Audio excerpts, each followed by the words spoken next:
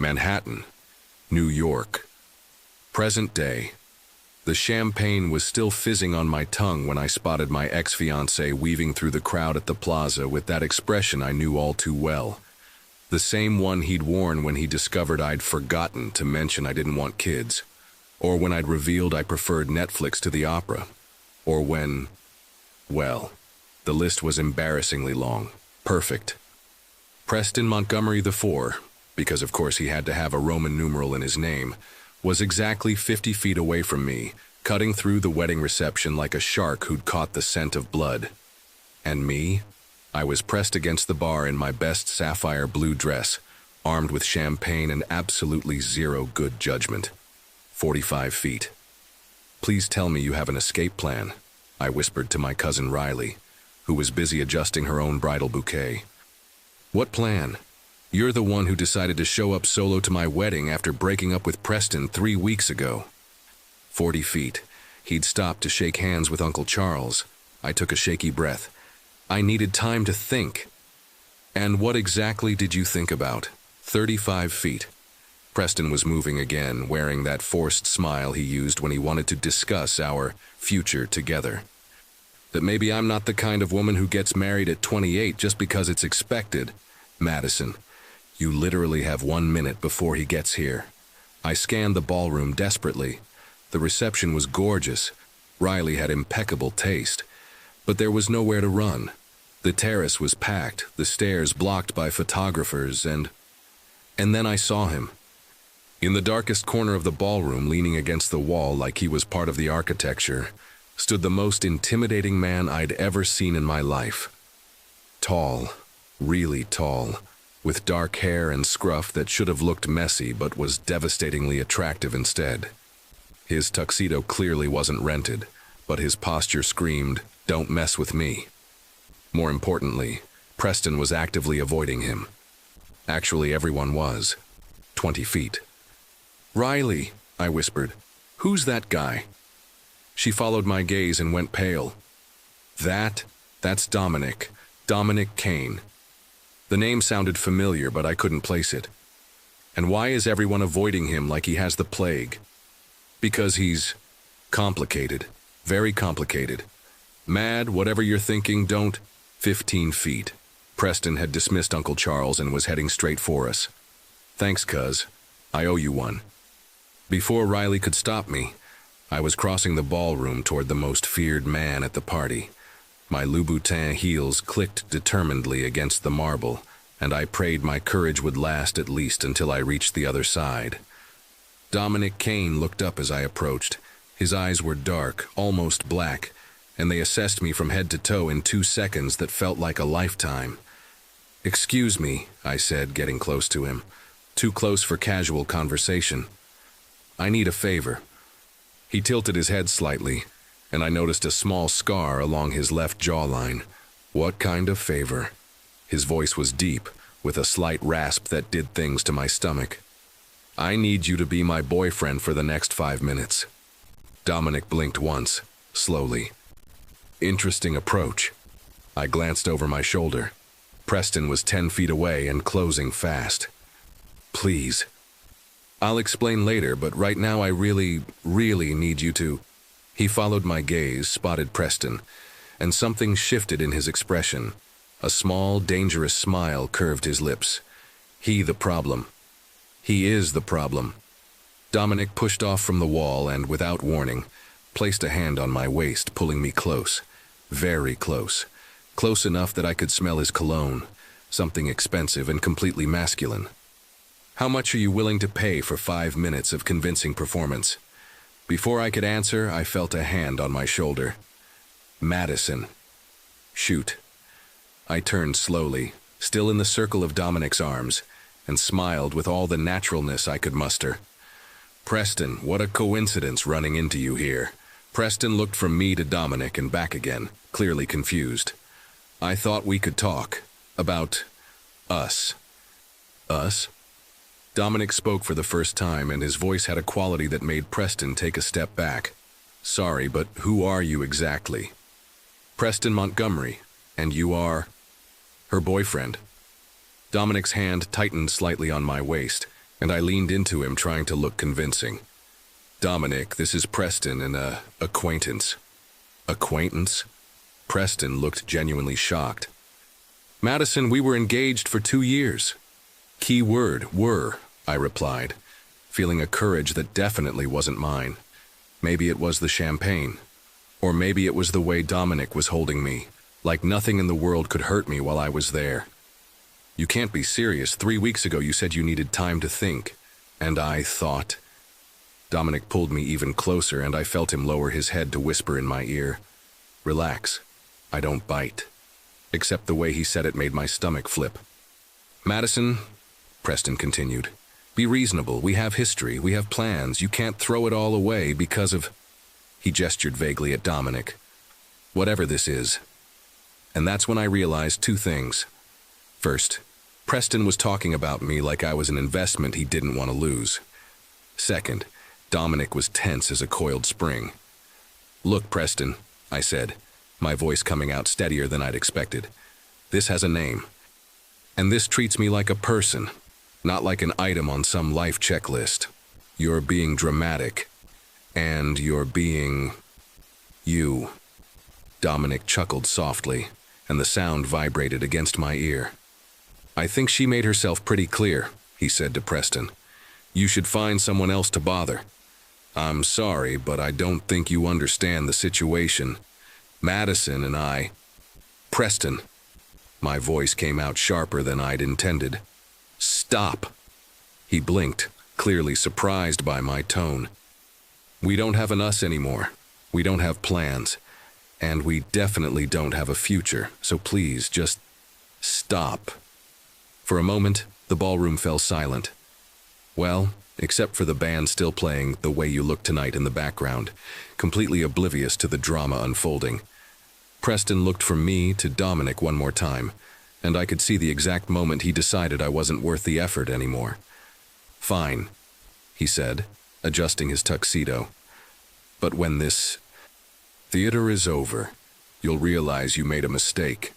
Then he turned and walked away, leaving only the scent of his expensive cologne lingering in the air. I waited until he disappeared into the crowd before stepping away from Dominic. Immediately missed the warmth of his arms, which was concerning. "Thank you," I said, smoothing down my dress. "You literally saved me." "You're welcome." We stood in silence for a moment. Dominic had returned to his original position against the wall, but his eyes were still on me. "So," I said, trying to break the tension, "now that my personal drama is over, can I buy you a drink, as a thank you? I don't drink at weddings." Personal policy? Survival policy. I laughed, and for a second I thought I saw a real smile cross his face. "Well, thank you anyway, Dominic. Kane. Madison Brooks. And sorry for dragging you into my drama. It was educational." "Educational?" "I learned you have terrible taste in men," I snorted. "Hey, you don't even know me." "I know enough." Something about the way he said that made me stop laughing. "What do you mean?" But before he could answer, Riley appeared beside us like a whirlwind of pink silk. "Madison Rose Brooks, have you completely lost your mind?" "Riley, calm down, I can explain." "Do you know who he is?" she whispered, grabbing my arm. "Do you know what he does?" I looked from Riley to Dominic, who was watching our conversation with an amused expression. "Not exactly, but he's one of the most famous criminal defense attorneys in New York. He defends people who... She lowered her voice even more. "Who do terrible things." "Riley, you're being dramatic." "Dramatic?" "Madison, his last client was that businessman who was acquitted of all charges," Dominic interrupted calmly, "due to lack of evidence." Riley turned red. "Well, that doesn't mean that—" "Mean what? That I don't do my job properly? Or that you prefer a justice system where people are considered guilty until proven innocent?" Well, Riley," I said gently, "shouldn't you be taking care of your guest instead of interrogating mine?" "Yours? Madison, you've known each other for 5 minutes?" And they were 5 very productive minutes. Dominic chuckled again, and I felt that strange warmth in my chest. "Look," Riley said, clearly frustrated, "I'm just trying to protect you. After Preston, maybe you should take a break from the whole relationship world. Maybe I should make my own decisions." She sighed. "Fine. But if you need anything, I'll be inside," trying not to have a panic attack about the fact that my cousin is flirting with the man who gives every prosecutor in Manhattan nightmares. "Am I flirting?" I asked after she left. "Are you?" "I don't know." "Maybe." I laughed, feeling my cheeks warm. "Sorry, I'm not usually like this." "Like what?" "Impulsive, dramatic, using dangerous strangers as shields against persistent ex-fiancés." "And how are you usually?" The question caught me off guard. How was I usually? "Planned," I said finally. "Cautious, boring. Doesn't seem boring. You should meet me on a random Tuesday." Maybe I should. Something about the way he said that made my heart race. "Dominic, can I ask you something?" "You can try." "Why did you come to this wedding? You're clearly not enjoying yourself, everyone's avoiding you, and you said you don't drink at weddings." He was quiet for a long moment, looking at the party happening across the ballroom. "The groom's father owes me a favor," he said finally. "A very big favor." "And you're collecting by watching his son's wedding?" "I'm collecting by being seen at his son's wedding. There's a difference." "What difference?" Dominic looked directly into my eyes, and for the first time since I'd met him, his expression was completely serious. The difference between appearing civilized and actually being civilized. Before I could ask what that meant, the band stopped playing, and the DJ announced it was time for the newlyweds' first dance. "Well," I said, watching Riley and her husband walk to the dance floor, "that's my cue to leave before someone asks why I came alone." "You don't have to leave." "I don't. Dance with me." "What?" "One dance. You owe me that much, don't you?" "I owe you?" 5 minutes of convincing performance. That was at least 10. I laughed. "Are you charging interest now?" "I'm renegotiating the contract." A slow song was starting and other people were joining the newlyweds on the floor. "Dominic, I'm not sure that's a good idea." "Why not?" Because you're dangerous." "Am I?" "Everyone here seems to think so." "And you? What do you think?" I looked at him, really looked, at the way his dark eyes watched me like I was an interesting puzzle, at how his shoulders filled out that tuxedo perfectly, at the small scar on his jaw that made me want to know the story behind it. "I think you're the kind of dangerous that might be worth it." He extended his hand. "One dance, Madison." And then, against all my better judgment, I put my hand in his. 2 weeks later, Manhattan, New York. I should have known I was in trouble when I caught myself checking my phone every 10 minutes, hoping for a text that never came. Dominic Kane, as it turned out, was not the type of man who sent good morning messages or asked about your day. He was the type who disappeared after one dance, one perfect, devastating dance that had left me dizzy and completely off balance, and made you wonder if the entire evening had been a fever dream. "You're doing it again," said my best friend Harper, sliding an iced coffee across the small table at our favorite cafe in Soho. "Doing what?" "That thing where you stare at your phone like it personally insulted your entire family tree." I flipped the phone face down on the distressed wood table and wrapped my hands around the cold cup. The condensation felt good against my palms. "I'm not staring." "Honey, you've checked that thing 6 times since we sat down 5 minutes ago." "Maybe I'm expecting an important work email." Harper raised one perfectly sculpted eyebrow, a skill I'd envied since college. "At 11 a.m. on a Saturday, from the marketing firm that you already run like a military operation." I took a long sip of my iced vanilla latte and didn't answer. Outside, Soho was doing its Saturday thing. Tourists with cameras, street vendors hawking handmade jewelry, couples browsing the boutiques that lined the cobblestone streets.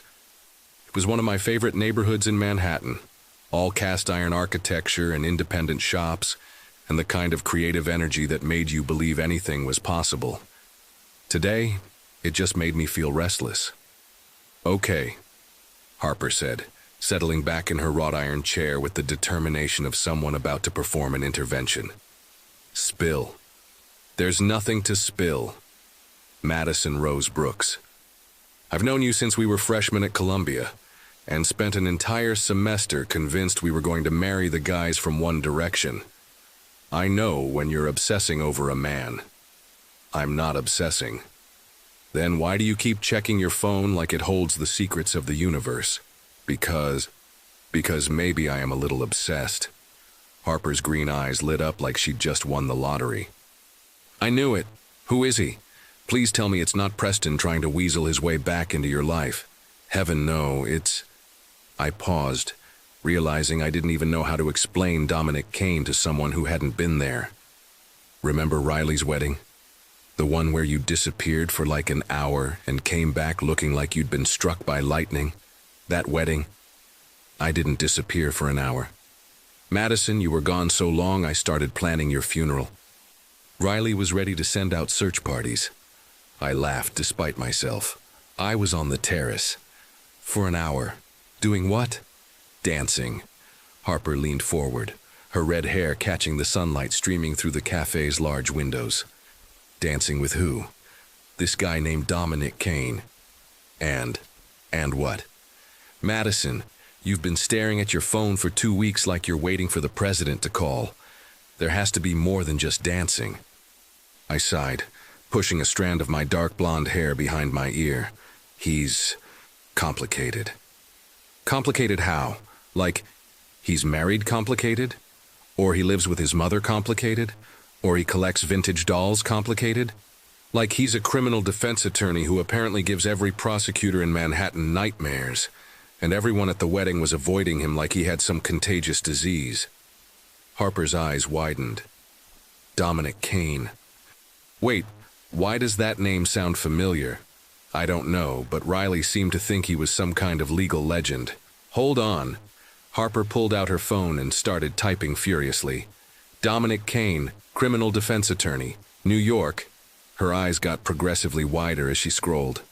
"Oh, my sweet summer child." "What?" She turned her phone toward me, and I found myself looking at a photo of Dominic in what appeared to be a newspaper article. He looked just as intimidating in print as he had in person, maybe more so. "He's not just any criminal defense attorney," Harper said, her voice dropping to a whisper, even though we were surrounded by the typical Saturday cafe crowd. "He's the criminal defense attorney, the one they call when cases are impossible to win, the one who's never lost a high-profile case, the one who what? The one who charges more per hour than most people make in a month." I stared at the photo. Even in black and white newsprint, Dominic's dark eyes seemed to look right through me. "That doesn't make him a bad person," I said weakly. "No, but it makes him dangerous in ways you're probably not equipped to handle." "What's that supposed to mean?" Harper put her phone away and leaned across the table. "Mad, you're the sweetest person I know. You volunteer at animal shelters. You cry during Hallmark commercials. You once drove 3 hours to return a wallet you found because it had family photos in it. Your point? My point is that guys like Dominic Kane eat girls like you for breakfast." Something about the way she said it made my spine straighten. "Girls like me? You know what I mean." "Actually, I don't. Enlighten me." Harper seemed to realize she'd stepped in something. "I didn't mean—" "No, please. Tell me exactly what kind of girl I am."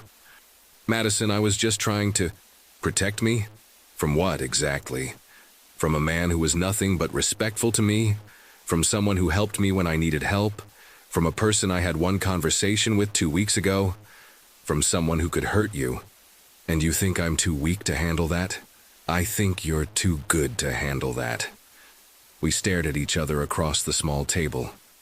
The cafe continued its Saturday bustle around us, espresso machines hissing, conversations flowing in multiple languages, the clink of cups and saucers. But between Harper and me, the air had gone still. "I'm sorry," Harper said finally. "That came out wrong." "Did it?" Madison, you're one of the strongest people I know. You built your own business from nothing. You left Preston when everyone told you that you were crazy. You make decisions that terrify other people and somehow always land on your feet. But this guy, there are articles about him, Mad. Not just in legal journals, in magazines, about cases that made national news, about clients who... She trailed off. Who what? Who were accused of things that would keep you awake at night. I took another sip of my latte, mostly to have something to do with my hands. Accused, not convicted. Because he's that good at his job. Or because they were innocent. Madison. Harper, I danced with him. I didn't agree to marry him. But you want to see him again? It wasn't a question, and we both knew it. Maybe, I admitted. And he hasn't called. No. Or texted. No. Or sent flowers, or shown up at your office, or done any of the things that normal guys do when they're interested. Apparently not. Harper reached across the table and covered my hand with hers. Honey, maybe that's your answer right there. I looked down at our joined hands. Harper had been my best friend for almost a decade. She'd been there through my disastrous college relationships, my early career struggles, the entire Preston debacle. She knew me better than almost anyone. So why did I feel like she was completely wrong about this?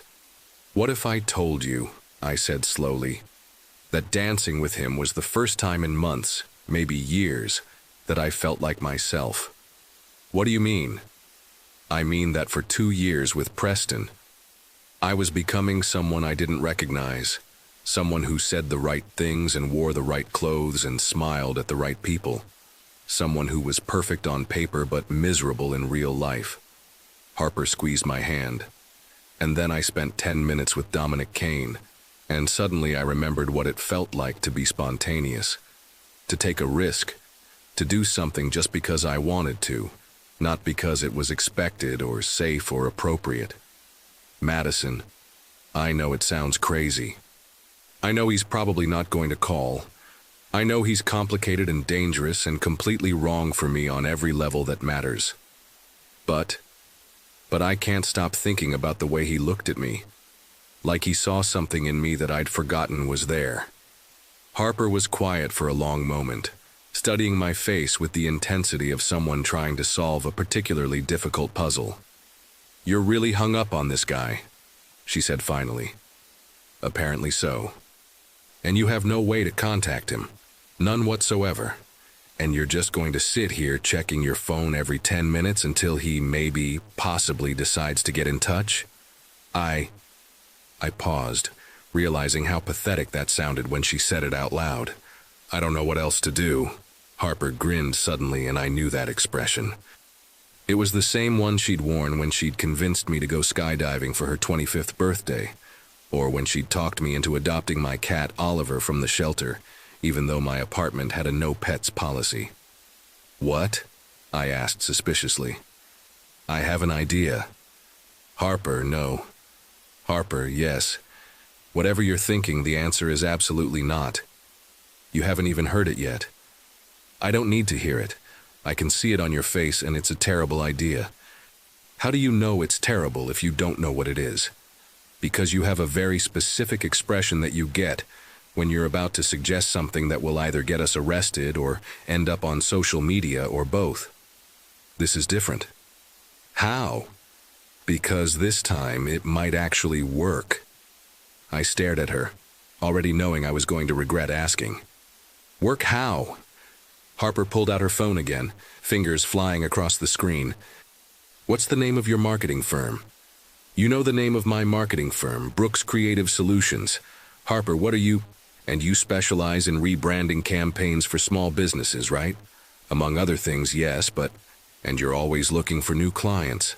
Harper, I swear, if you're about to suggest what I think you're about to suggest, Dominic Kane probably has a social media presence, right? Maybe a website that could use updating? All lawyers have websites. No, think about it. You're a professional. He's a professional. It would be perfectly reasonable for you to reach out about potential business opportunities. Absolutely not. It's not desperate. It's networking. It's transparent and embarrassing, and I will not... Madison. Harper leaned forward, her expression suddenly serious. When was the last time you took a real risk? I take risks all the time. I own my own business. Business risks don't count. I'm talking about personal risks. Heart risks. When was the last time you did something that scared you because the potential payoff was worth it? I opened my mouth to answer, and realized I couldn't. Before Preston, Harper continued, you were fearless. You moved to New York with nothing but a suitcase and a dream. You started your company in your studio apartment. You said yes to things that terrified you because you knew that's how you grow. This is different. How? Because this is about a man. So I spent 2 years letting a man make me smaller. I'm not about to start chasing after another one. Madison, look at me. I met her eyes reluctantly. You're not chasing. You're choosing. There's a difference. Is there? Chasing is desperate. Chasing is trying to convince someone to want you. Choosing is deciding that someone is worth the risk and then taking action. I sat back in my chair, feeling suddenly exhausted. What if he thinks I'm crazy? What if he thinks you're brave? What if he says no? What if he says yes? I stared out the window at the people walking by, couples holding hands, friends laughing over shared jokes, strangers hurrying past with purposes I could only imagine, all of them taking small risks every day, making choices that could lead to something wonderful or something terrible, but choosing to try anyway. This is insane, I said finally. The best things usually are.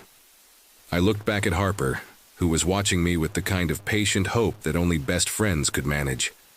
If I do this, and I'm not saying I will, but if I do this, and it backfires spectacularly, you're buying my drinks for a month. Deal. And if he thinks I'm a crazy stalker, you're never allowed to say, I told you so. Also deal. And if this somehow works out, you get to be maid of honor at my wedding. Harper laughed. Now you're getting ahead of yourself. Am I? I pulled out my phone, my finger hovering over the Google search bar. One search, one website, one carefully crafted professional email that might lead absolutely nowhere, or might lead to everything. You know what? I said, typing Dominic Kane Law Firm into the search bar. Maybe it's time I remembered how to be fearless. Harper grinned and raised her iced coffee in a toast. To being fearless. To being completely insane, I corrected, but I clinked my cup against hers anyway. And then, before I could change my mind, I started typing. Monday morning, Madison's office, Tribeca. I stared at the email draft on my laptop screen for the 15th time in 2 hours, my cursor blinking mockingly at the end of the subject line. Marketing Services Proposal, Kane and Associates. Delete, delete, delete. Marketing Consultation Opportunity, Brooks Creative Solutions. Also terrible. Professional Services Inquiry. Boring, generic. The kind of email that gets sent straight to spam folders. My office, a converted loft space in Tribeca that I'd spent 3 years making perfect, felt smaller than usual this morning. Exposed brick walls lined with my favorite campaigns, floor-to-ceiling windows that usually made me feel inspired, my lucky succulent garden thriving on the windowsill. Today, it all felt like it was closing in on me. I'd been here since 7 a.m., which was ridiculous even by my standards. I'd told myself it was because I had a presentation for a new client at 10, but the truth was, I couldn't sleep. Every time I'd closed my eyes, I'd seen Dominic Kane's face, the way he'd looked at me during that dance, the way he'd disappeared without a trace afterward. My phone buzzed. A text from Harper. Did you send the email yet? I typed back, working on it. Madison, it's 9 a.m. How long does it take to write a professional email? Longer than you'd think when your hands shake every time you try to type the recipient's name. I'd found his law firm's website easily enough. Kane and Associates occupied 3 floors of a building in Midtown, specialized in high-profile criminal defense, and had a client list that read like a who's who of people you definitely didn't want to meet in a dark alley.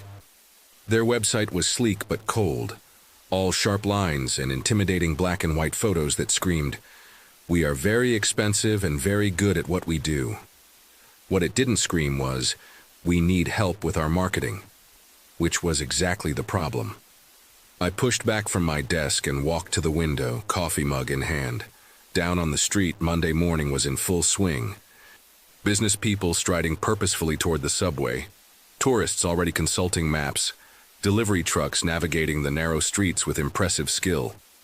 Normal people doing normal things, none of them agonizing over whether to send an email to a man they'd danced with at a wedding. My assistant's voice came through the intercom. "Madison, your 10 o'clock is here." Right. The presentation. The actual work that paid my bills and kept my business running. I straightened my shoulders, smoothed down my burgundy blazer, and tried to look like a competent professional instead of a woman having a mild breakdown over an unsent email. "Send them in, Jessica." The next hour passed in a blur of brand strategy discussions and demographic analysis. The client, a small organic bakery looking to expand, was exactly the kind of business I loved working with. Passionate owners, great product, clear vision for growth. Under normal circumstances, I would have been completely engaged. Instead, I found myself thinking about the way Dominic's hand had felt against my back during that dance. "Miss Brooks," I snapped back to attention. "I'm sorry. Could you repeat the question?" The bakery owner, a woman in her 50s with flour still under her fingernails, was looking at me with concern. I asked about timeline. How long would something like this take? Right. Timeline. I flipped through my notes, trying to remember what we'd been discussing. For a complete rebrand with website redesign and social media strategy, we're looking at roughly 6 to 8 weeks, depending on revisions and approval processes. That sounds perfect. We're hoping to launch the new look before the holiday season.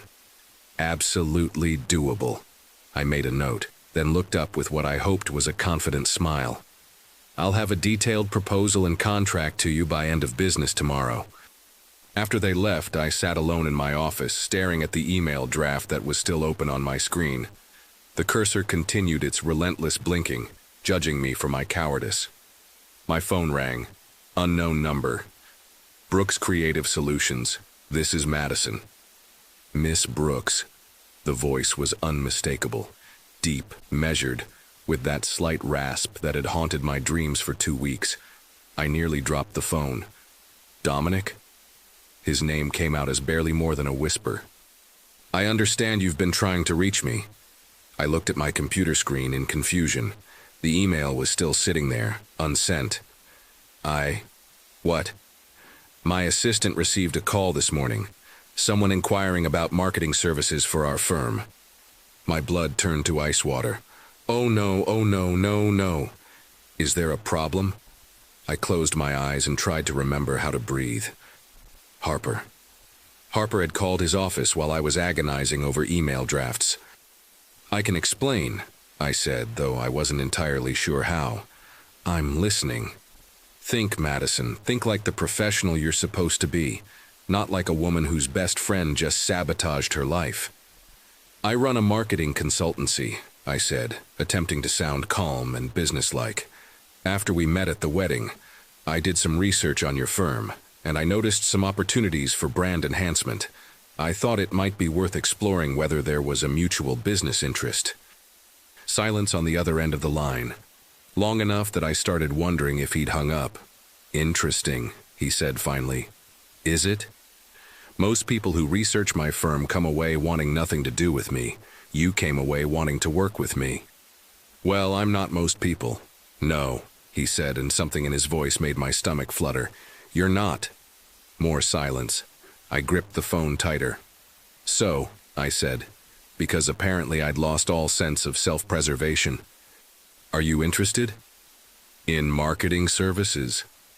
There was something in the way he asked the question that made me think we weren't just talking about marketing services anymore. "In exploring possibilities," I said carefully. "Possibilities. Professional possibilities." "Of course, professional." I could hear the smile in his voice, and it made me bold in a way that probably wasn't smart. "Would you like to meet?" I asked. "To discuss the..." professional possibilities. When? Are you free for lunch today? The words were out of my mouth before I could stop them. Lunch today was insane. I had 3 client calls this afternoon, a proposal to finish, and exactly 0 preparation for whatever this conversation was about to become. I could be free, he said. Great. I know a place in Midtown. Quiet, good for business discussions. Business discussions. Exactly. Send me the address. I'll see you at 12:30. The line went dead, and I stared at my phone in disbelief. I had a lunch meeting with Dominic Kane in 3.5 hours. A professional lunch meeting that I'd somehow managed to arrange without sending a single email or making a single plan. My hands were shaking as I typed a quick text to Harper. You called his office, didn't you? The response came back immediately. You're welcome. How did it go? I have a lunch meeting with him in 3 hours. What? That's amazing. That's terrifying. Same thing, what are you going to wear? I looked down at my burgundy blazer and black pants. Professional, safe, boring. Something that says I'm a competent businesswoman who definitely didn't have her best friend call his office because she was too scared to send an email. Madison, you've got this. Just be yourself. Myself got us into this mess.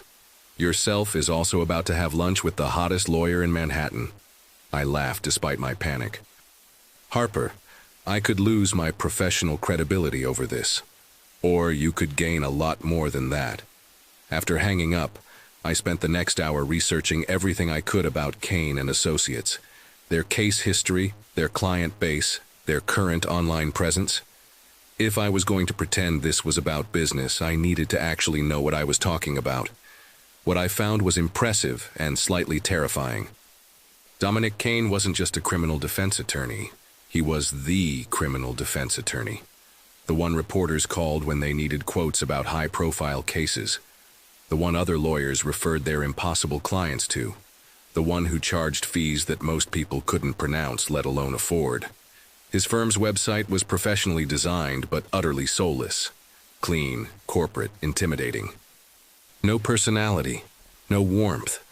Nothing that suggested the people behind it were actual human beings rather than legal robots. From a marketing perspective, it was actually terrible. From a personal perspective, it told me exactly nothing about the man I danced with 2 weeks ago. By 11:30, I'd changed clothes twice, finally settling on a navy blue shirt dress that split the difference between professional and approachable, and practiced my pitch in the mirror until I sounded almost convincing. I arrived at the restaurant 10 minutes early, because that's what professional people did. It was a small Italian place in Midtown that I'd chosen specifically because it was quiet, had good lighting for business discussions, and served excellent pasta in case I needed carbohydrates to get through whatever this was about to become. The hostess seated me at a table for 2 near the window, and I ordered a sparkling water while I waited, and checked my phone, and waited some more. At exactly 12:30, the door opened, and Dominic Kane walked in. If I'd thought he was intimidating in a tuxedo, he was absolutely devastating in a perfectly tailored charcoal gray suit. Every head in the restaurant turned as he walked past, and I couldn't blame them. He moved with the kind of confidence that came from never having to doubt whether you belonged in a room. His eyes found mine across the restaurant, and that smile, the same small, dangerous smile from the wedding, curved his lips. Madison, he said as he reached the table, and the way he said my name made my professional composure wobble dangerously. Dominic, thank you for meeting me on such short notice. He sat down across from me, and I was struck again by how dark his eyes were, almost black, with an intensity that made me feel like he could see straight through whatever facade I was trying to maintain. So, he said after the waiter had taken his drink order, scotch neat at 12:30 in the afternoon, because apparently that was the kind of man he was. Tell me about these marketing opportunities you've identified. Right, business. I could do business. I opened the portfolio I'd brought and pulled out printouts of his firm's website alongside examples of more engaging legal marketing campaigns I'd researched that morning. Your current online presence is...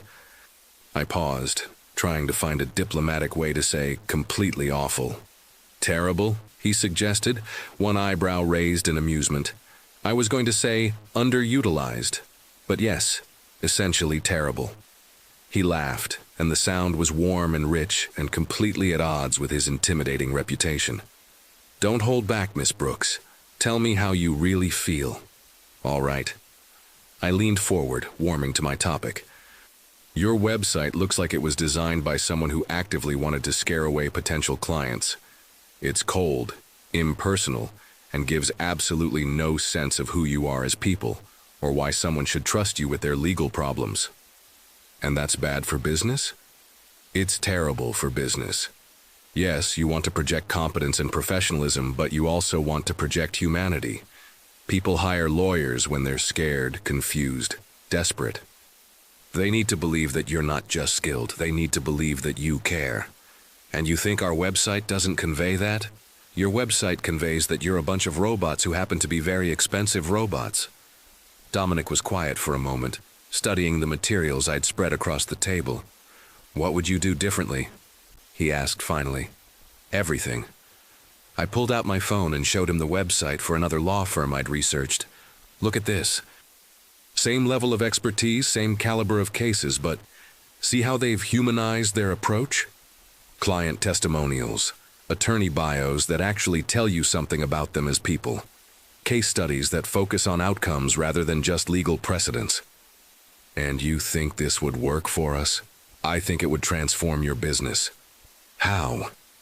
I took a breath, realizing I was about to make the pitch of my professional life to a man I'd been fantasizing about for 2 weeks. Right now, your firm only gets clients who are referred by other lawyers, or who are desperate enough to seek you out despite your intimidating online presence. But there's a whole market of people who need high-quality legal representation, and would choose you if they felt like you were approachable. We don't want to be approachable. We want to be feared. Why? The question seemed to surprise him. Because fear is respect. No, it's not. Fear is fear. Respect is something entirely different. Explain. I leaned back in my chair, trying to organize my thoughts. This was the part where I either impressed him with my insights or revealed myself to be completely out of my depth. Fear gets you clients who have no other options, I said finally. Respect gets you clients who choose you because they believe you're the best. Fear makes people hire you despite your reputation. Respect makes people hire you because of it. Dominic was quiet for a long moment, his dark eyes fixed on my face with an intensity that made it hard to breathe. Interesting theory, he said finally. It's not a theory. It's marketing psychology. And you think you could help us achieve this respect? I think I could help you show people who you really are instead of hiding behind this fortress of intimidation you've built. What makes you think we're hiding? The question hung in the air between us, and I realized we weren't talking about marketing anymore. Maybe we never had been. Everyone hides, I said softly. The question is whether what you're hiding is worth revealing. Our eyes met across the table, and for a moment the restaurant, the other diners, the clinking of silverware, the hum of conversation, all faded away. It was just him and me and this strange electric tension that had been building since the moment I'd grabbed his arm at the wedding. Madison, he said, and my name sounded different in his voice now. Less professional, more personal. Yes? This isn't really about marketing, is it? I could have lied. I could have insisted that this was purely professional, that I was just a businesswoman looking for a new client, that Harper's phone call had been nothing more than aggressive networking. Instead, I met his eyes and told the truth. No, I said, it's not. What is it about? I don't know yet. He smiled then. Not the dangerous smile from the wedding, but something warmer, more real. Neither do I, he said, but I'd like to find out. Is that a yes to the marketing proposal? That's a yes to whatever this is. The waiter appeared at our table, clearly expecting us to order lunch, but I wasn't sure I could eat anything with my stomach doing gymnastics routines. Should we order? Dominic asked. Actually, I said, surprising myself, would you like to get out of here? Where did you have in mind? I don't know. Somewhere we can figure out what this is without pretending it's about business. Dominic signaled for the check, left money on the table for our drinks, and stood up. Lead the way, Madison Brooks. And for the second time in 2 weeks, I found myself taking a leap of faith with a man who was absolutely, completely wrong for me in every way that mattered. Except for all the ways that he might be exactly right. Monday afternoon, Central Park. So, Dominic said as we walked along the winding path through Central Park, tell me about Madison Brooks when she's not trying to revolutionize legal marketing. I glanced at him sideways. He'd loosened his tie and rolled up his sleeves, transforming from intimidating attorney to something almost approachable. The afternoon sun filtered through the trees, casting shifting patterns of light and shadow across his face, and I found myself momentarily distracted by the way it highlighted the sharp line of his jaw. That's a dangerous question, I said, stepping around a jogger who shot us an annoyed look for walking too slowly in his path. Why dangerous? Because the real Madison Brooks is significantly less impressive than the professional version. I doubt that. We'd been walking for 20 minutes since leaving the restaurant, our conversation flowing with an ease that should have been impossible between two people who barely knew each other. But somehow, with Dominic, nothing felt forced or awkward. It felt natural, like we'd been having conversations like this for years instead of days. Okay, I said, deciding to test that theory. The real Madison Brooks still sleeps with a stuffed elephant named Peanuts that she's had since she was 7. She cries during commercials, not just the sad ones, but the really heartwarming ones about dogs finding their way home, or grandparents getting surprised by their families. She has strong opinions about pizza toppings, and will argue passionately that pineapple belongs nowhere near cheese and tomato sauce. A controversial stance on the pineapple. It's a hill I'm willing to die on. Dominic laughed, and the sound sent a warm flutter through my chest. What else? She talks to her plants. She names them. She has full conversations with them about her day and apologizes when she forgets to water them. Her neighbors probably think she's losing her mind. What are their names? The plants? The plants. I felt my cheeks warm. There's Oliver. He's a fiddle-leaf fig who's very dramatic about lighting conditions. Rosemary, who's actually rosemary and lives on my kitchen windowsill. Frank, who's a spider plant and has strong opinions about his positioning relative to the air conditioning vent. And the twins, Thelma and Louise, who are matching succulents and seem to communicate telepathically about their watering schedule. You realize that admitting you have full conversations with plants named Thelma and Louise is probably not the best way to impress a potential client. Good thing you're not a potential client anymore. What am I then? The question stopped me in my tracks, literally. We'd reached a small clearing where the path curved around a pond, and I found myself standing there, looking up at him, trying to figure out how to answer something I didn't understand myself. I don't know, I admitted. What do you want to be? Instead of answering, Dominic reached out and tucked a strand of hair behind my ear that had escaped from my careful morning styling. The gesture was so gentle, so unexpectedly tender, that my breath caught. I want to know more about Madison Brooks, he said softly. The version who names plants and cries at commercials and has passionate opinions about pizza. She's not very exciting. She's more interesting than you think.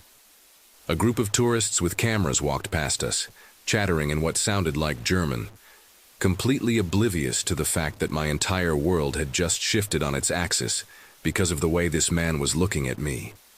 Your turn, I said, needing to break the intensity before I did something embarrassing like melt into a puddle right there on the walking path. My turn? Tell me about Dominic Kane when he's not terrifying prosecutors and defending people who may or may not have done terrible things.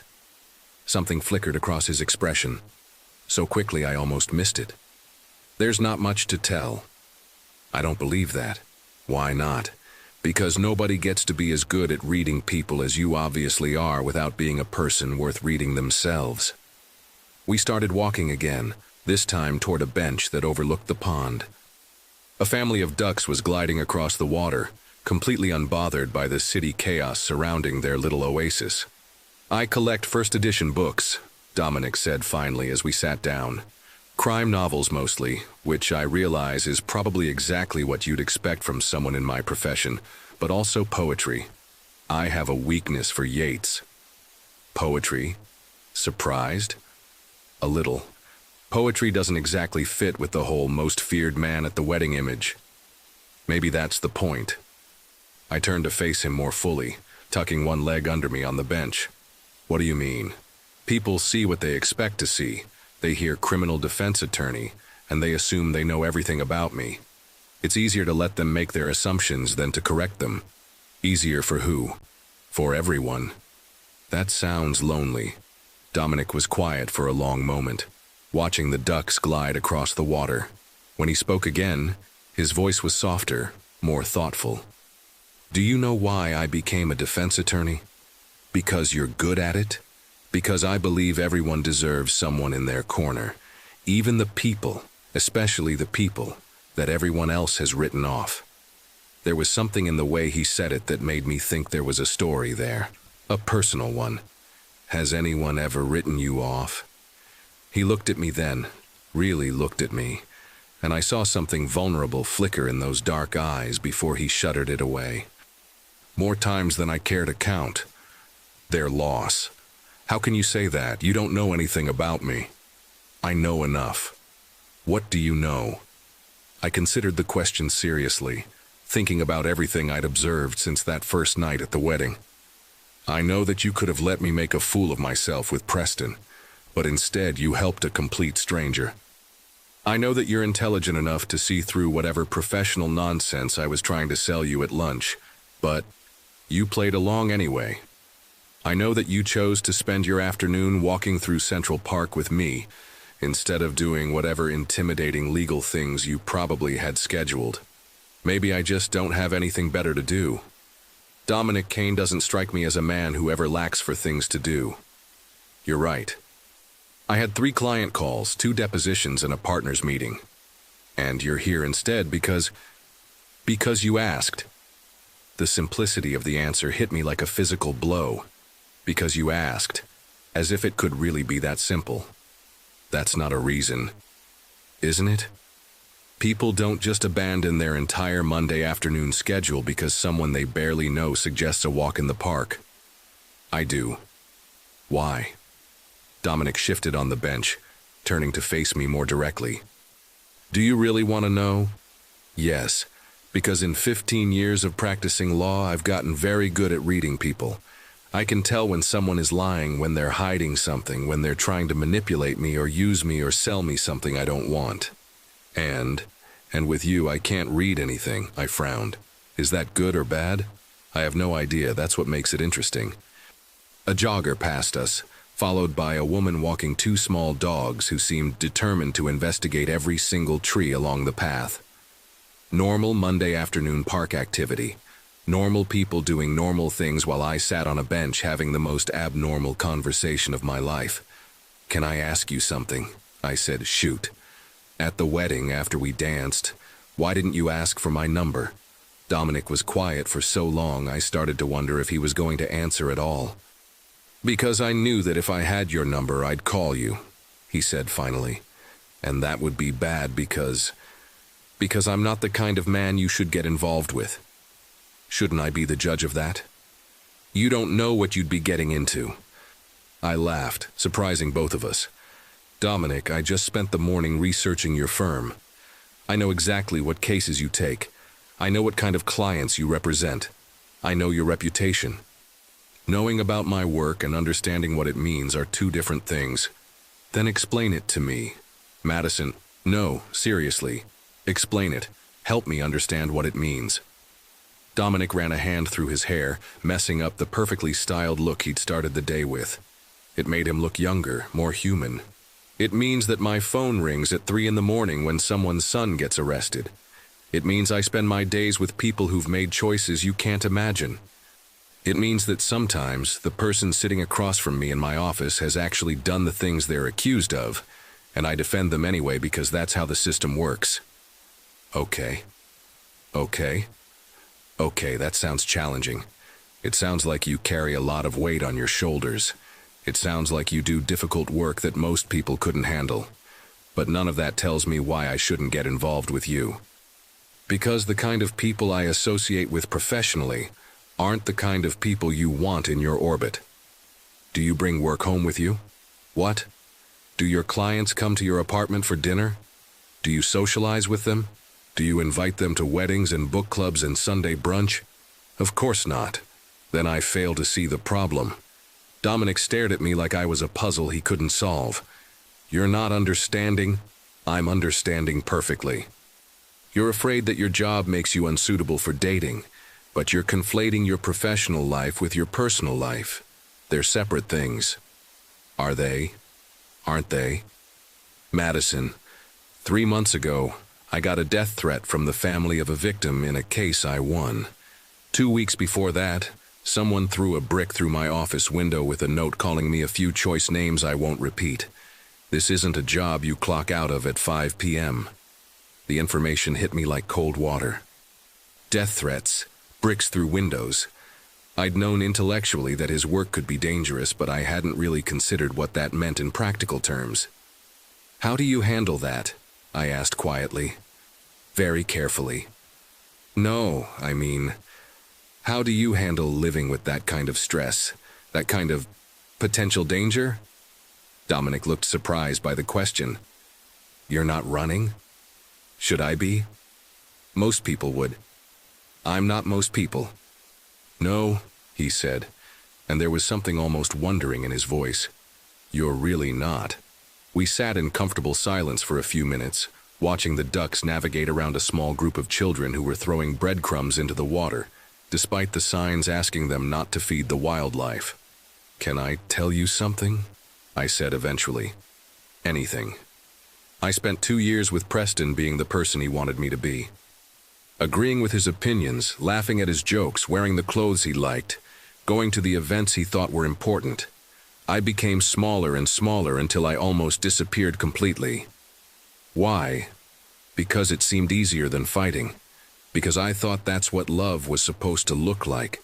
Compromise and accommodation, and eventually finding a way to fit yourself into someone else's life. And now I think maybe love isn't about becoming smaller. Maybe it's about finding someone who makes you feel bigger. Dominic turned to look at me, his expression serious.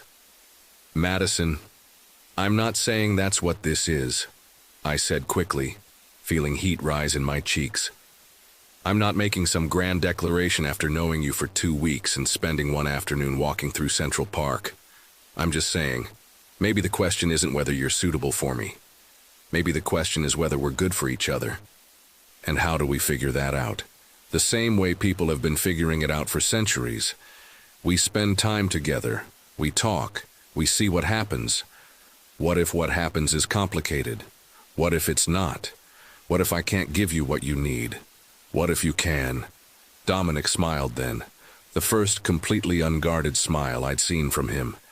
It transformed his entire face, erasing the intimidating attorney and revealing something warm and real and utterly devastating.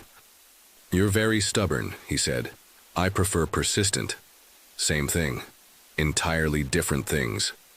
How so? Stubborn is refusing to change your mind even when presented with new information.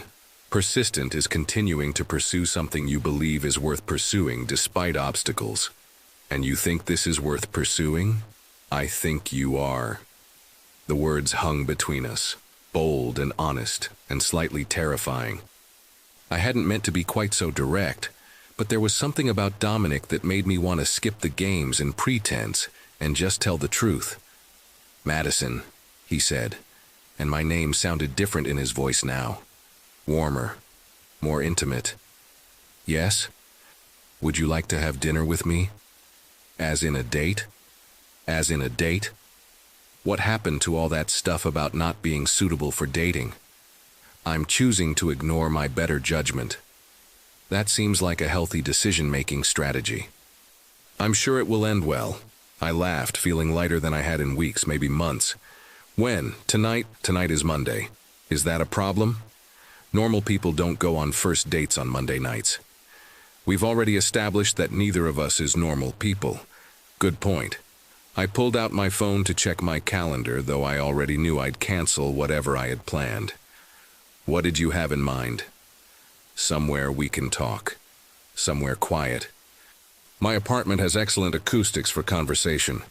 The offer was out of my mouth before I'd fully thought it through. Inviting him to my apartment on our first official date was either very forward or very stupid, or both. Are you sure? I make exceptional pasta and you'll get to meet Thelma, Louise, Frank, Oliver, and Rosemary. The Plant family. They're very good judges of character. And if they don't approve of me, then I guess you'll have to find a way to win them over. Dominic stood up from the bench and extended his hand to help me up. Challenge accepted. As we walked back toward the park entrance, my hand still in his, I tried to process what had just happened.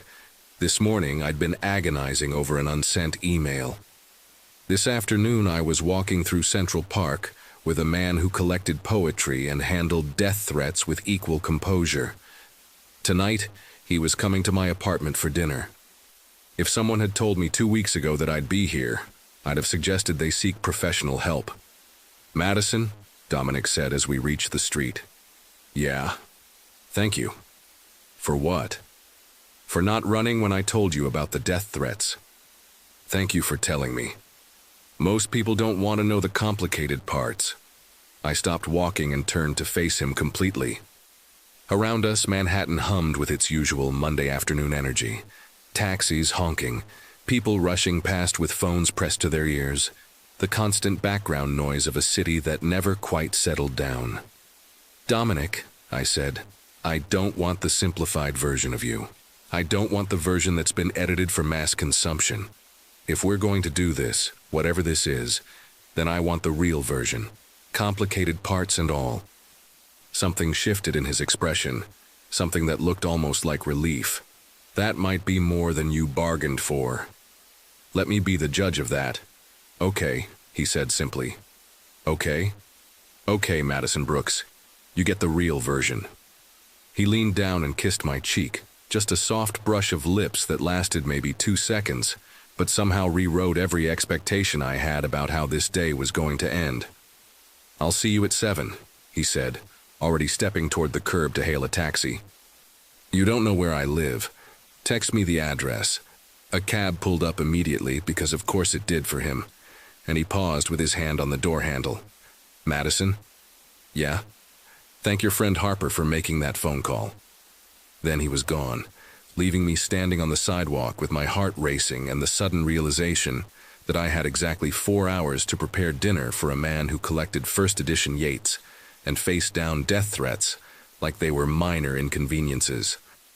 This was either going to be the best decision I'd ever made or a complete disaster, possibly both. I pulled out my phone to text Harper. Emergency grocery shopping required. He's coming for dinner. Her response was immediate. Details, now. But as I walked toward the nearest subway entrance, I found myself smiling. For the first time in a very long time, I was about to find out what happened when I stopped playing it safe and started playing for keeps. Monday evening, Madison's apartment, Upper West Side. At 6:47 p.m., I was standing in my kitchen, wearing my third outfit of the evening, stirring a pot of homemade marinara sauce that I'd somehow managed not to burn, despite having changed clothes twice in the middle of cooking.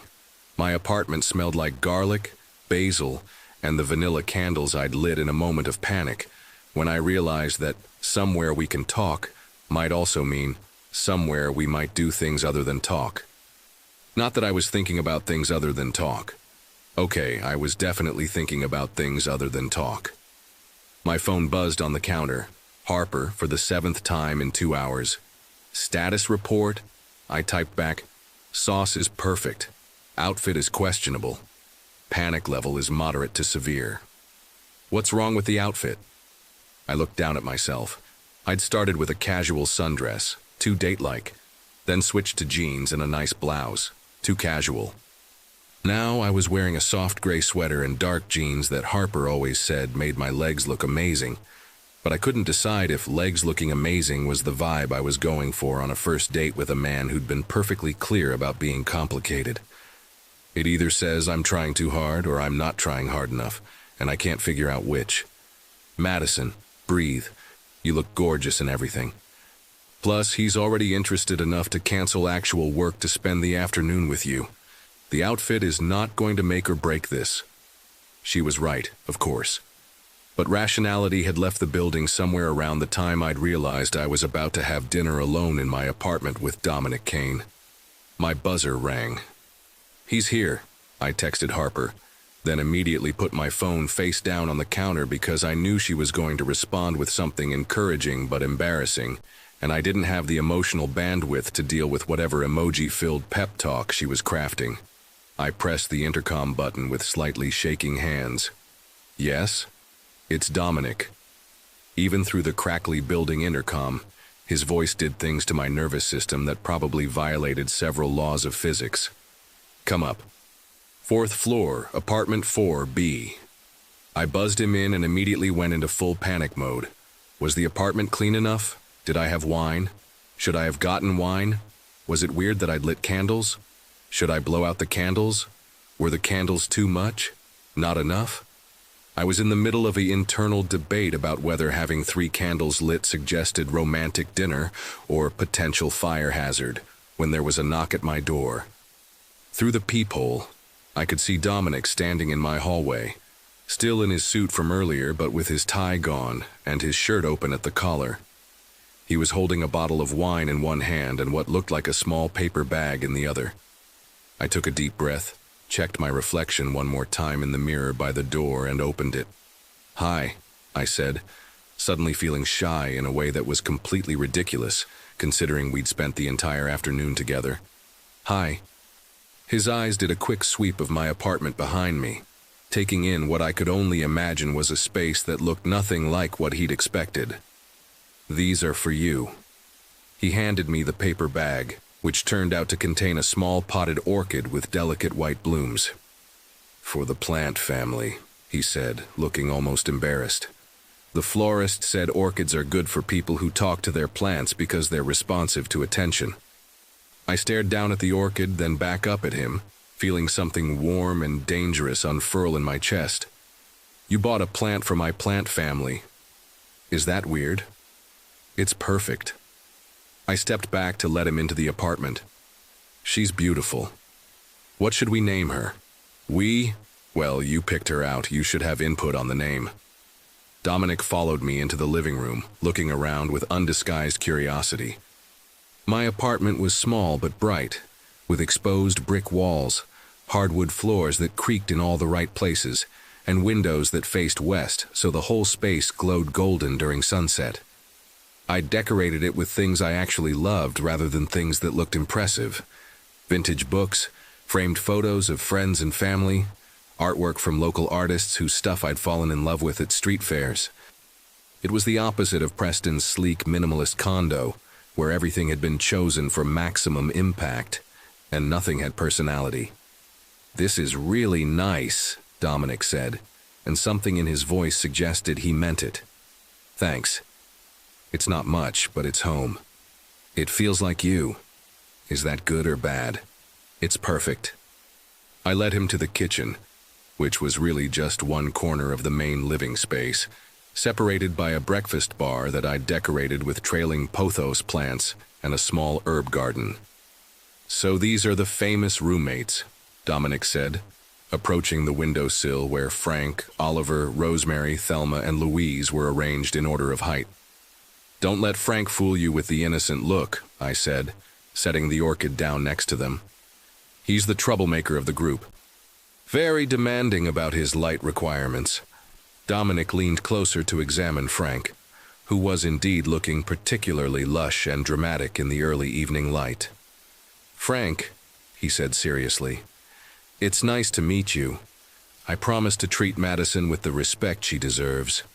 I laughed, partly from nerves and partly because watching this intimidating attorney have a formal introduction with my spider plant was possibly the most charming thing I'd ever witnessed. "What about the new addition?" he asked, gesturing to the orchid. I studied the delicate white flowers, thinking, she looks like a Grace to me. Grace it is. Grace, meet the family. Family, meet Grace. Grace, this is Dominic, who has excellent taste in plants and questionable judgment in dinner companions. Hey, what? You're the one who said yes to homemade pasta from someone you've known for 2 weeks. I'm the one who got lucky enough to be invited for homemade pasta by someone I've known for 2 weeks. The way he said it, warm and sincere, made my cheeks heat up in a way that had nothing to do with the steam rising from the pasta pot. Wine? I asked, partly to have something to do with my hands and partly because I thought a glass of something might calm my nerves. Please.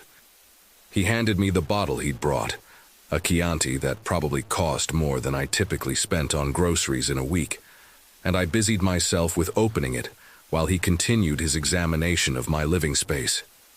You read a lot, he observed, running his finger along the spines of the books that lined my built-in shelves.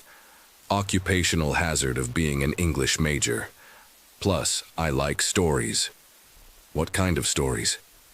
I handed him a glass of wine and considered the question. All kinds, really. Fiction, biographies, the occasional self-help book when I'm feeling particularly ambitious about personal growth. What about you? Besides the first edition crime novels and poetry. History, mostly. Military history, political biographies. I like understanding how people make decisions under pressure. That makes sense given your job. Does it bother you, my job? The question was casual, but I could hear the weight behind it.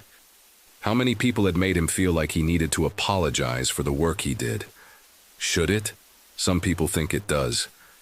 I leaned against the kitchen counter, wine glass in hand, and really looked at him. He'd relaxed since this afternoon. His shoulders weren't quite so rigid. His expression wasn't quite so guarded, but I could still see the careful way he was watching me, like he was waiting for me to decide he wasn't worth the complication. Dominic, I said, can I ask you something? Anything. Why did you become a criminal defense attorney? You mentioned earlier that you believe everyone deserves someone in their corner, but there had to be more to it than that. It's not exactly a career path most people stumble into accidentally. He was quiet for a long moment, swirling the wine in his glass. When he looked up, there was something vulnerable in his expression that made my chest tighten. When I was 16, my older brother Marcus got arrested for armed robbery. I set down my wine glass, giving him my full attention. He was 18, just graduated high school, had a full scholarship to study engineering at NYU, but he got mixed up with some guys from the neighborhood who convinced him that one job would solve all our family's financial problems. What happened? He got caught. And because he was 18 and because he was black and because we couldn't afford a good lawyer, he got 15 years. Oh, Dominic. The public defender assigned to his case spent maybe 20 minutes total preparing for trial. 20 minutes to defend my brother's entire future. Marcus tried to tell them he was just the lookout, that he never even touched the gun, but nobody listened, or nobody cared enough to make it matter. I could hear the pain in his voice, carefully controlled but still raw after all these years. He got out after 12 years. Good behavior. But by then... Dominic shrugged, a gesture that tried to be casual and failed completely. 12 years in the system changes a person. The brother I grew up with, the one who helped me with my math homework and taught me to throw a curveball, he didn't come home. I'm so sorry. The worst part was knowing that if we'd had money, if we'd been able to hire someone who actually gave a damn about the case, things might have been different. Maybe Marcus would have gotten a lighter sentence. Maybe he would have gotten probation. Maybe he would have finished college and become the engineer he'd always wanted to be. So you decided to become the lawyer you wished your brother had. I decided that nobody else should have to watch their family get destroyed because they couldn't afford justice. The timer on my stove went off, indicating that the pasta was ready, but I ignored it for the moment. This felt more important than dinner. That's not why most people go into criminal defense, I said softly. Most people go into criminal defense because it pays well and because high-profile cases get you on TV.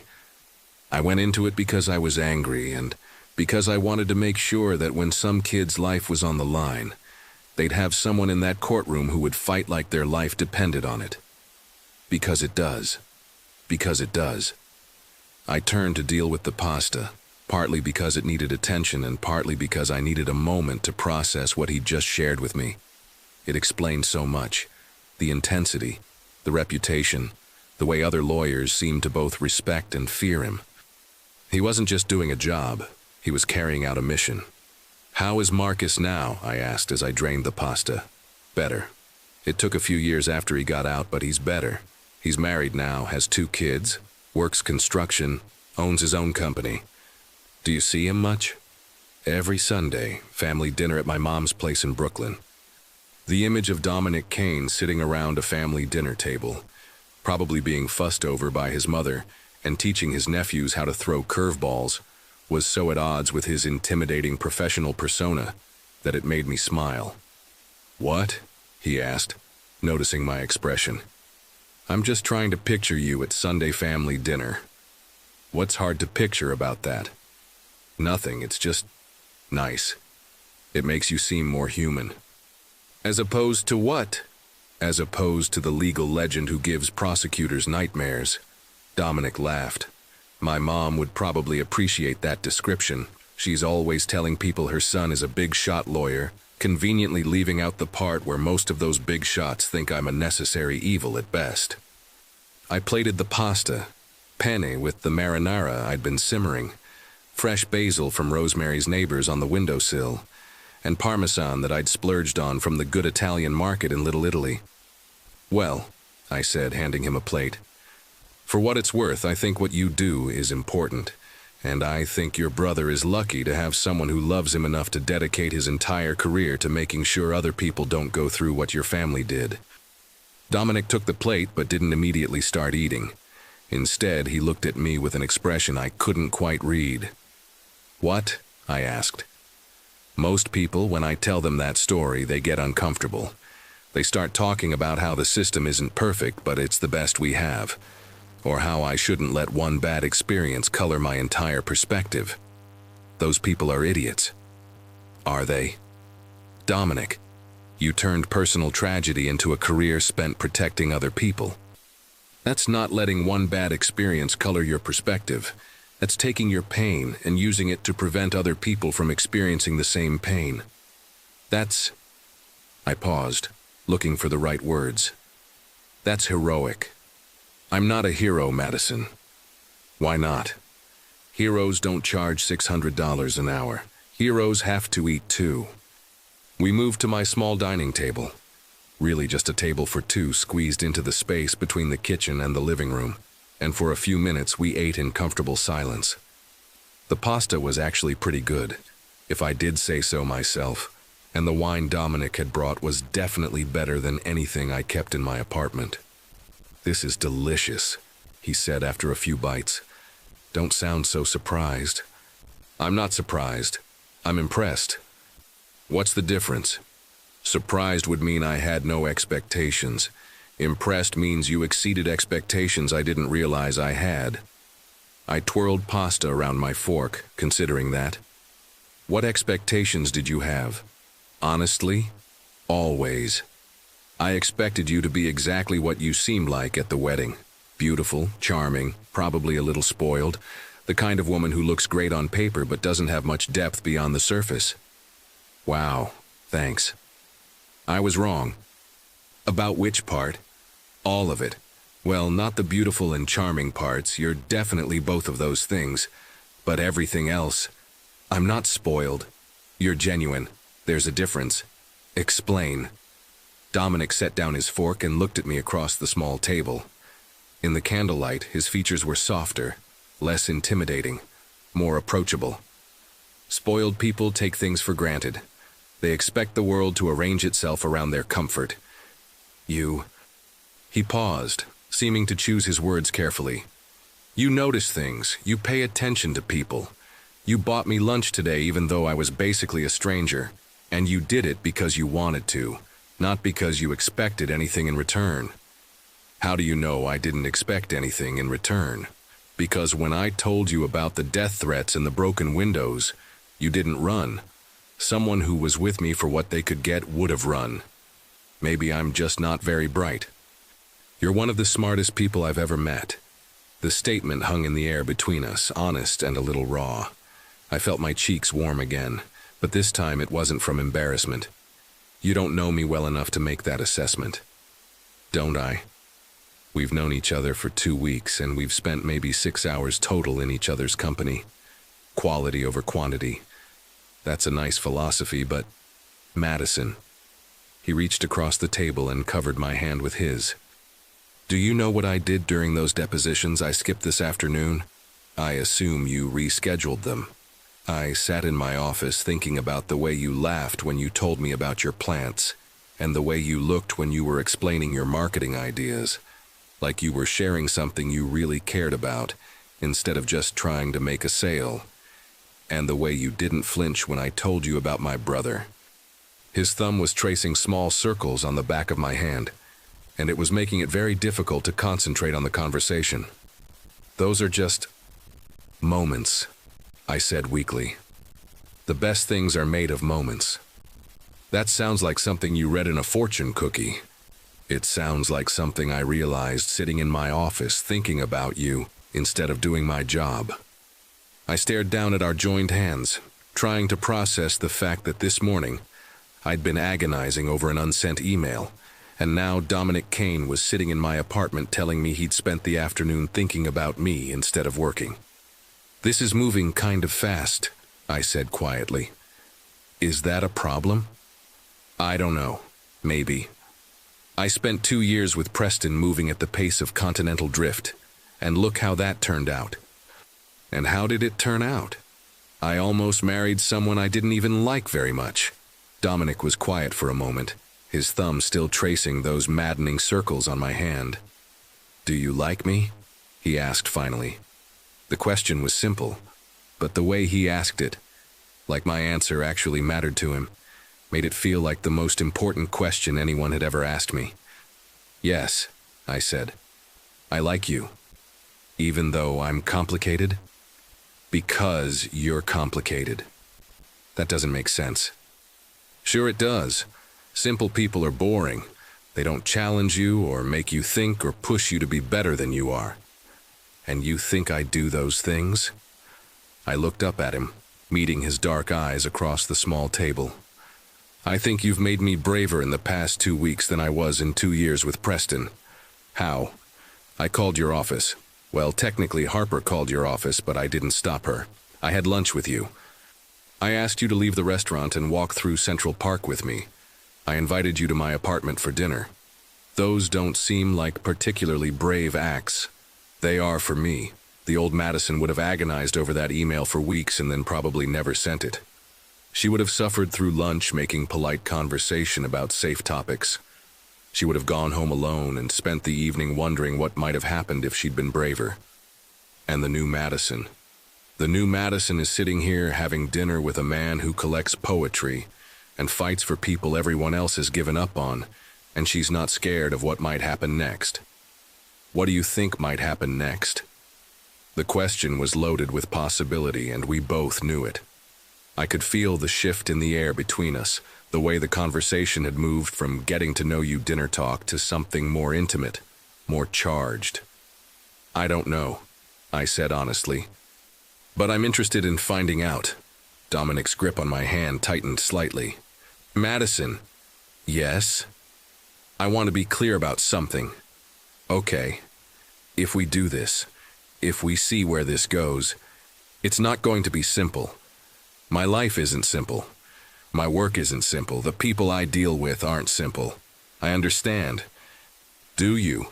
Because it's one thing to say you understand when we're sitting in your apartment eating dinner, and it's another thing to deal with the reality of dating someone who gets death threats. I pulled my hand free from his and stood up, suddenly needing space to think.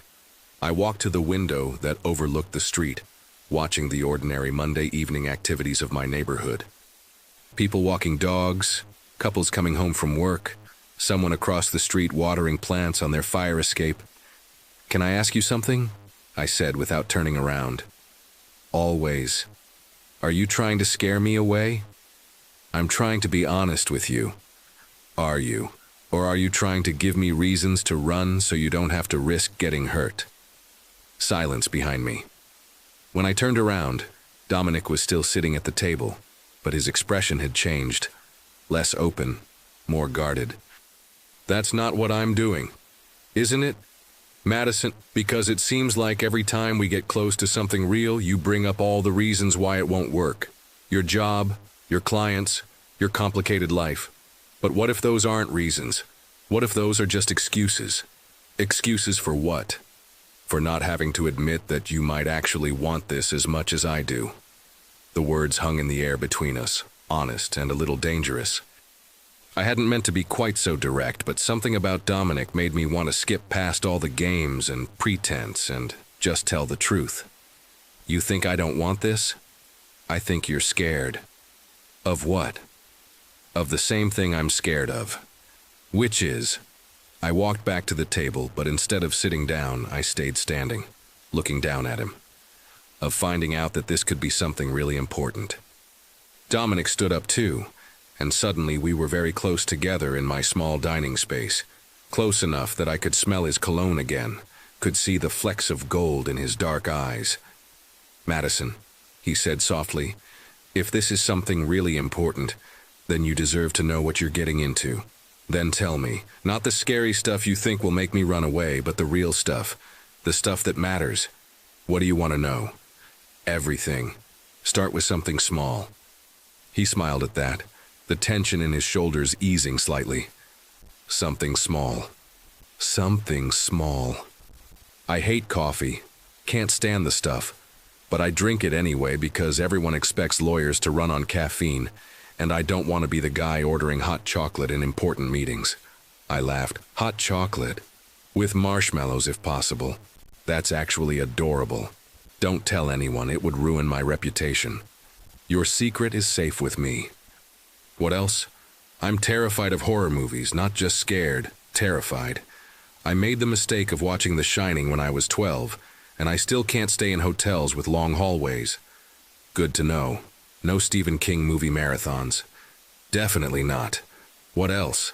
Dominic was quiet for a moment, considering. I've never brought anyone home to meet my family, he said finally. Never? Never. My mom asks about my love life every Sunday dinner, and I change the subject every Sunday dinner. Why? Because bringing someone home makes it real, and making it real means risking having it end badly. And you don't like taking risks? In court, I take risks all the time. With my heart. That's different. I reached up and touched his face, running my thumb along the small scar on his jawline that I'd noticed at the wedding. How did you get this? Bar fight in law school. You got in a bar fight? Someone was harassing a waitress. She was maybe 19, clearly scared, and this guy was drunk and grabby and wouldn't take no for an answer. So you intervened. So I got a broken bottle across the face and learned that being right doesn't always mean you win the fight. But you'd do it again, it wasn't a question. In a heartbeat. I traced the scar again, thinking about everything he'd told me. The brother who'd been failed by the system. The career built on protecting people who needed protecting. The willingness to get hurt standing up for someone he didn't even know. Dominic, yeah, I'm not scared of your complicated life. You should be. Maybe, but I'm not. Why not? Because complicated doesn't mean bad. Complicated just means worth figuring out. He caught my hand, the one that had been tracing his scar, and pressed it flat against his chest. I could feel his heart beating, steady and strong. Madison, he said, I need you to understand something. What? If we do this, I'm all in. I don't do casual, I don't do temporary, I don't do halfway. Good. Good? I spent 2 years doing halfway with Preston. I'm done with halfway. Something shifted in Dominic's expression then. Something that looked like relief mixed with anticipation, mixed with something else I couldn't quite identify. So what happens now? He asked. Now we stop talking about all the reasons why this might not work and start finding out whether it does work. And how do we do that? Instead of answering, I stood on my toes and kissed him. It was supposed to be a simple kiss, just a soft brush of lips to seal whatever agreement we'd just made. But the moment our mouths touched, something ignited. His arms came around me immediately, pulling me closer, and I felt that careful control he always maintained slip just enough to let me see the man underneath the lawyer. When we finally broke apart, we were both breathing a little harder. "So," I said, trying to sound casual despite the fact that my knees had apparently forgotten how to support my weight, "was that a good start to finding out whether this works?" "That," Dominic said, his forehead resting against mine, "was a very good start." "Just good? Madison? Yes?" "Stop fishing for compliments and kiss me again." So I did. And this time, I stopped thinking about whether it was smart or safe or sensible, and just let myself fall. 3 months later, Madison's apartment, a Sunday morning in late October. I woke up to the smell of coffee brewing and the sound of Dominic's voice drifting from the kitchen, low and amused, clearly having a conversation with someone who couldn't talk back. "I know, Frank, but she's not going to be happy if you keep drooping like that just because you don't like your new spot," he was saying. "The light is exactly the same here as it was by the other window. You're being dramatic." I smiled into my pillow, listening to my boyfriend have what sounded like a very serious discussion with my spider plant about his recent relocation. My apartment had become something entirely different in the past 3 months, not just because of the plants that had multiplied, but because of the way it had expanded to accommodate 2 lives instead of 1. "Good morning, Grace," Dominic continued, and I could picture him checking on the orchid he'd brought me on our first real date. Looking lovely as always. I stretched, enjoying the lazy Sunday morning feeling. Sundays had become sacred. No work calls, no client emergencies, no depositions or court dates. Just us and coffee and whatever we felt like doing. Well, mostly just us.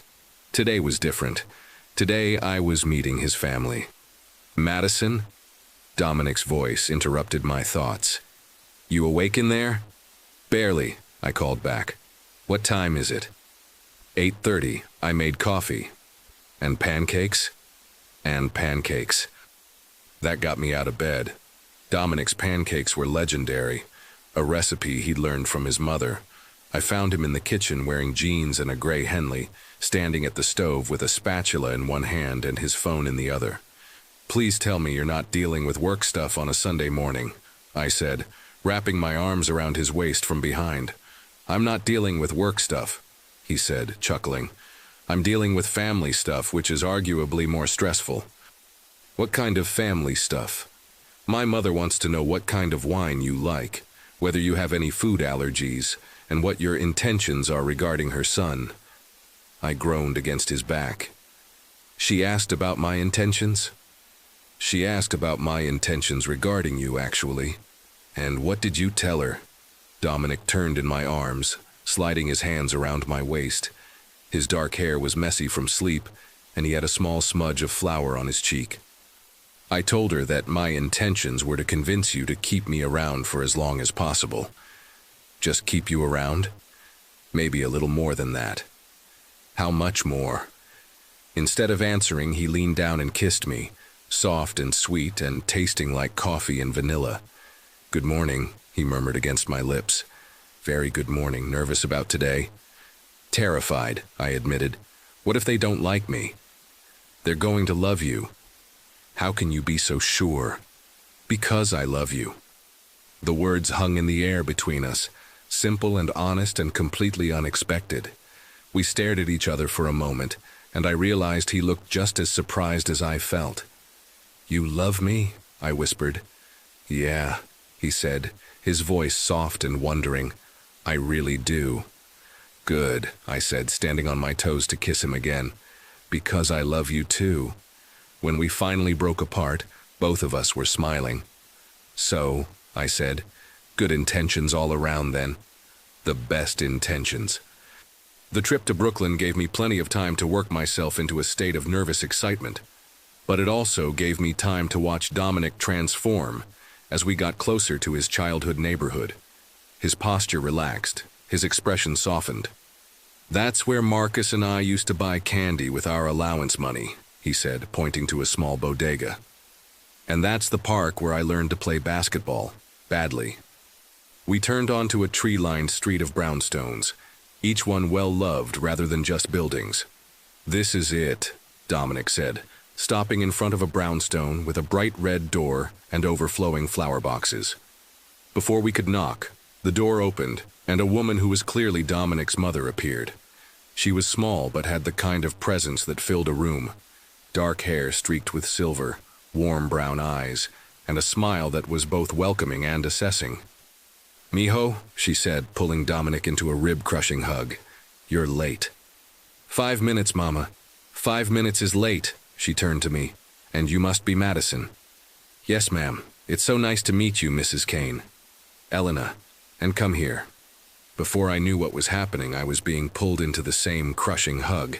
She smelled like cinnamon and vanilla. "Welcome to our home," she said. "Dominic has told us so much about you." Dominic's father appeared, tall and broad-shouldered with kind eyes behind wire-rimmed glasses. "Madison, this is my father, Roberto." "It's lovely to meet you, sir." "Roberto, please, and welcome." The brownstone felt lived in and loved, with family photos covering every surface and everything arranged for comfort rather than show. "The family is in the kitchen," Elena said, leading us down a hallway. "Everyone wanted to meet you." The kitchen was clearly the heart of the home, with a large table and counters covered with food. The room was full of people and the kind of organized chaos that comes from a family that's been cooking together for decades. "Everyone," Elena announced, "this is Madison." Suddenly, I was the center of attention for what felt like a dozen pairs of eyes. I recognized Marcus from photos, taller than Dominic, with the same dark eyes and easy smile. The woman next to him was Julia, and the two kids peeking around her legs were Diego and Sophia. "Madison!" Sophia, the 5-year-old, broke free and ran directly to me. "Do you really talk to plants?" "Sophia, we don't run at guests," Julia said, looking embarrassed. "It's okay," I said, crouching down to Sophia's level. "And yes, I do talk to plants. They're very good listeners." "Do they talk back?" "Not in words, but they have their own ways of communicating." Sophia considered this seriously. "That makes sense. I talk to my stuffed animals." "And do they listen?" "Very carefully." I was immediately charmed by this miniature version of Dominic's earnestness. The introductions continued. Carmen, Dominic's sister, Miguel, his cousin with a very young girlfriend, and finally, the matriarch. "And this is my mother," Elena said, leading me to an older woman at the stove. "Mama, this is Madison." Dominic's grandmother looked up and fixed me with a stare that felt like it could see straight through to my soul. She was tiny, but had the kind of presence that made her seem much larger. "Abuela," Dominic said. "Esta es Madison." She said something in rapid Spanish. They had a brief conversation before she nodded and smiled. "She says you're prettier than she expected," Dominic translated. "What did she expect?" "She doesn't say." Dinner was overwhelming in the best possible way. The table was packed with food and the conversation flowed in multiple languages, covering everything from Diego's soccer game to Carmen's neighbor drama.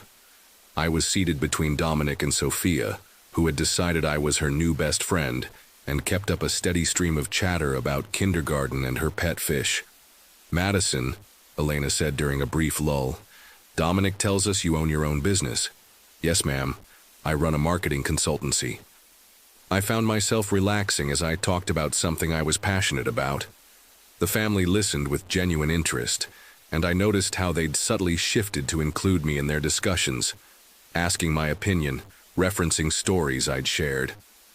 About halfway through dinner, Sophia tugged on my sleeve. "Madison, do you want kids someday?" The innocent question made every adult conversation stop. "Sophia," Julia said quickly, "that's not polite to ask someone you just met." "It's okay," I said, looking at Sophia's earnest face. "Yes, I do want kids someday. Do you think I'd be good with them?" "You're good with plants and they're harder than kids," Sophia said seriously. "Kids can tell you what they need." Everyone laughed, and the tension broke. After dinner, I found myself alone in the kitchen with Dominic's grandmother, helping her wash dishes. "You make him happy," she said in careful, accented English. I looked at her in surprise. "Thank you." "He makes me happy too." "Good. He needs someone who makes him happy. He's a wonderful man. Yes, but difficult sometimes, stubborn." She handed me a plate to dry. "Like his abuelo." "His grandfather?" "My husband. Very stubborn man. Very good man." She paused. "Dominic, he carries too much, like his abuelo." I thought about what she was trying to tell me. "You think he takes on too much responsibility?" "See. Always trying to fix everything, help everyone. Is good, but..." She tapped her chest. "Heart gets tired." "Yes, I can see that. You help with that, make the heart less tired." "I try." She nodded approvingly. "You stay. You make him better." Before I could respond, Dominic appeared. "Abuela, are you interrogating Madison?" His grandmother said something in Spanish that made him laugh. "What did she say?" I asked. "She said I should marry you before you figure out you're too good for me." My cheeks heated up. "Dominic, don't worry." I told her we're taking things one day at a time. And what did she say to that? She said one day at a time is for people who don't know what they want.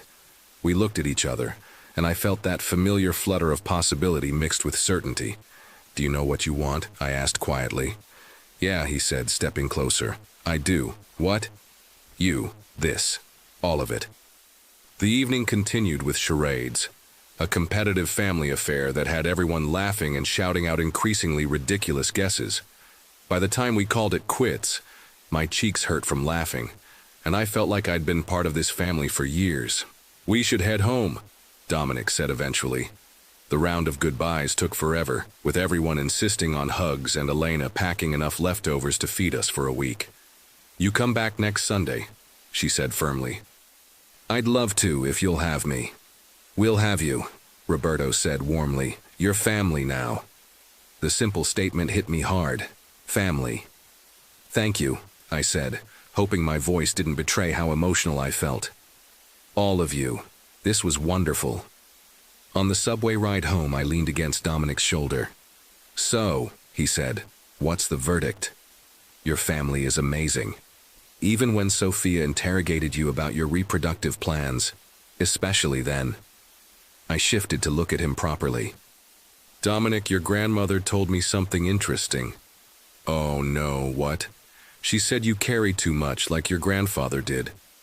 Dominic was quiet, his arm tightening around me. "She's not wrong," he said finally. "Do you want to talk about it?"